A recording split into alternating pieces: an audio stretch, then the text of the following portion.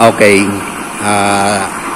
Ipapakita ko yung pinaka-safe na pagpatay ng ating used oil stove.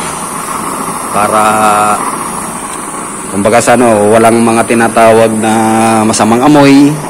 Para hindi mangamoy mantika.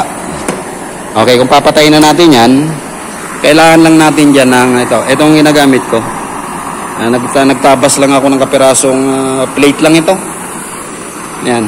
Yung eksakto lang na tatamad yan sa ating pinaka burning chamber. Pagkatapos na tayong magluto, pwede na nating tawag dito. Pwede na nating takpan yan.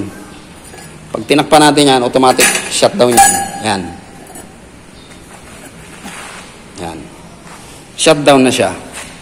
Wala nang mga lumalabas sa usok.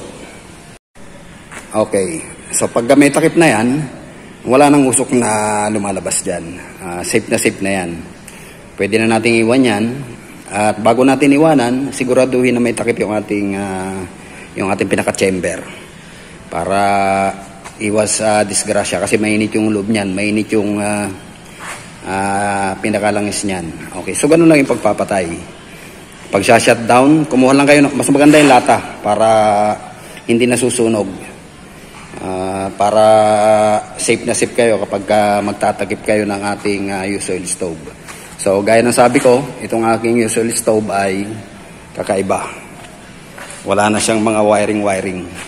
Yan, wala na kayong makikita mga wire dyan.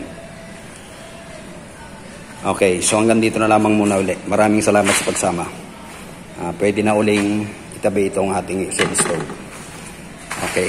So, thank you so much sa pagsama. Sana may natutunan kayo sa paggamit ng ganitong klaseng mga used oil